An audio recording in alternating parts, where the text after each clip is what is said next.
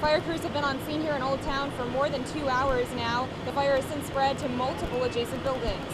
Janet Mills, who's of course the Democratic nominee for governor, was here in Portland earlier today doing some last-minute campaign pushes. And of course she'll be here later tonight when this event officially takes off. But right now I'm joined with Scott Ogden, who's the communications director for the Mills campaign. So what is the feeling tonight? Have you talked to Janet Mills today? I've been with Janet all day long. Officials say because of limited manpower, this fire spread from a chimney fire to engulf the whole house. Something notable about this Equal Rights Amendment is the large number of co-sponsors. If you look at the fine print, you'll see senators and representatives supporting it from all corners of the state, from Kittery to Calais.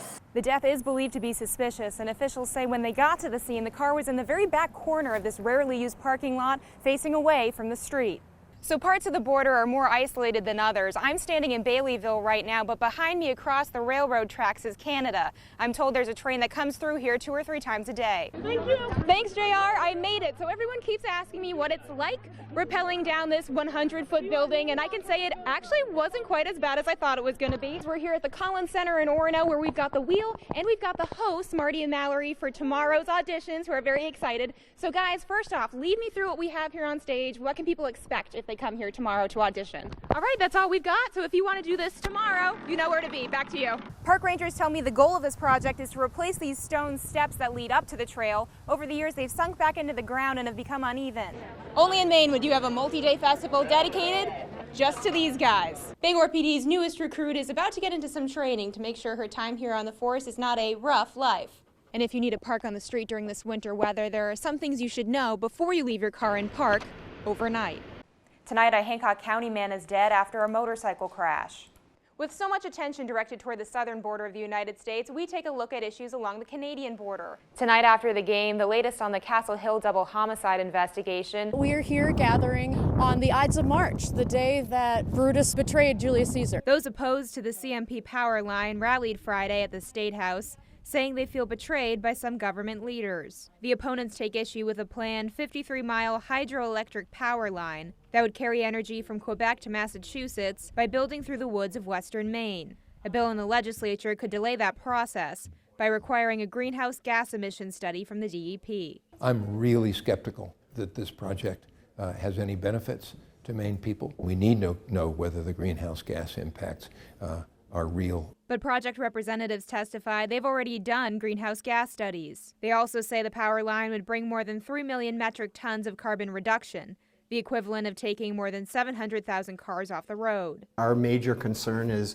what we consider the existential risk of climate change, and any delay in this project coming online is critical. Others favoring the CMP transmission line say they are against the bill because it needlessly delays approval from state agencies. This bill circumvents that insulation for one project and one project alone. That's a problem. Some lawmakers are undecided on the bill for the same reason. I think we need to be careful that we don't add additional standards at the last minute, especially if that information is already available in the file. But those against the power line believe it's not as green of a deal as project leaders say. It would be shifted power that Hydro-Quebec is giving to other markets to meet clean energy goals. It would have to be new power. And they're calling on Governor Janet Mills to take another look at her support for a line that would go through an untouched piece of Maine. It's the doorstep to the North Maine woods.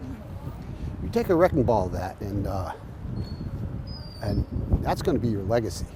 The people behind me who support the bill hope it will continue to delay the project. If the bill were to move forward, the DEP would have to submit their findings by June of this year.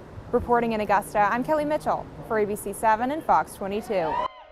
The United States' southern border with Mexico has captured the nation's attention and many of its resources. While the spotlight may not always shine on our boundary with Canada, the work done in this part of the country is crucial for national safety. Here's a look at how Border Patrol agents keep watch over the rugged terrain of the edge of Maine's Washington County. With undeveloped woodlands and choppy seas, patrolling Maine's border with New Brunswick is no easy task. Maine's a very big, beautiful state with all sorts of rural wooded area. Officials say Maine is unique in that its border patrol sector covers all of the state, not including the coastal part. The land border with Canada is nearly 300 miles. At the border of Calais and St. Stephen, New Brunswick, you'll find Customs and Border Protection officers at the physical checkpoints, while Border Patrol agents are on the ground stopping illegal activity. On the southwest border, they have a very high volume of apprehensions down there. We don't see that up here. Still, here in Maine, the number of people caught entering the country illegally is rising. According to numbers from Customs and Border Protection, there were 52 apprehensions in fiscal year 2018. That's up from 30 in 2017 and 25 in fiscal year 2016. And with rising numbers, agents keep in mind the terrain they're dealing with. It's just rugged and remote, and kind of a lot of parts of it are difficult to access, so we need special vehicles and tools. Much of Washington County's border is made of water, either the ocean or a river. Aside from the usual points of entry,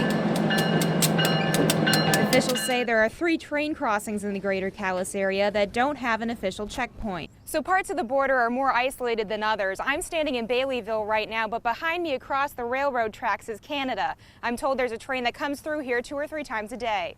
Trains from nearby paper mills are expected to check in with the port of entry in Calais, but the train is not physically inspected when it crosses the bridge. Instead, areas like this and further north closer to Houlton have technology like real-time cameras and ground sensors. The ground sensors that we have merely indicate that something is going on, but not exactly what. With the cameras, we're actually able to see what is going on. We have seen people crossing illegally just walking across the train trestles, and so we've had some people that we've arrested. Closer to Houlton, the border turns into more of a true land border. Known as the Slash, the border is a gap in the wood line between the 2 countries. Near Amity about 5 years ago, Border Patrol agents say they stopped a man associated with the Hamas terrorist group who was in the woods for 3 days. And while Maine's geography offers challenges, it aided in his capture. That happened in October, so he was kind of cold, pretty tired out there after 3 days, so he was ready to get caught. Of the 21,000 U.S. Border Patrol agents stationed nationwide, about 200 are here in Maine. They say they do the best they can with the resources they have. The geography of it is that it's a lot of area to cover and not as many resources as we could use. The agents I spoke with started their Border Patrol careers at the southern border and say Maine's environment presents some special challenges. In part 2, we'll take a closer look at the water border that separates Washington County and Canada by going on patrol with Marine agents off Eastport. Back to you. Only in Maine would you have a multi-day festival dedicated just to these guys. You won't leave here hungry, that's for sure. People from all over the country turned out for the 72nd Maine Lobster Festival in Rockland. We came up from South Carolina. We decided Sunday, when we heard about this, we were going. So in the car we went. We were here last year and couldn't miss it again this year. We already ate our lobster roll. Along with the, you guessed it, seafood vendors, there's carnival rides, artists, and cooking competitions. Organizers say more than 100 vendors attended this year, including some from as far as Florida. We give all of the money back to the community above and beyond our operating costs. After some controversy last year when the Sea Goddess lost her title over posts online, organizers say they've made positive changes. Some of the littlest lobster lovers agree a good time was had by all. So I am at this lobster festival, having a great time. Well, what are you guys going to eat today? Fish and chips. For those not looking for whitefish, we're told the festival serves between 15 and 20,000 pounds of lobster. I got to meet one of them while setting up a camera shot. Kelly, I'd like to introduce you to Marcus. This is Marcus the lobster. The verdict is still out on why that lobster was named Marcus, but we know why people keep coming back. The community all comes together. All the people from the greater Rockland area step up and they welcome the world. Reporting in Rockland, I'm Kelly Mitchell for ABC 7 and Fox 22. I hope you have a good start to your work week. Good night.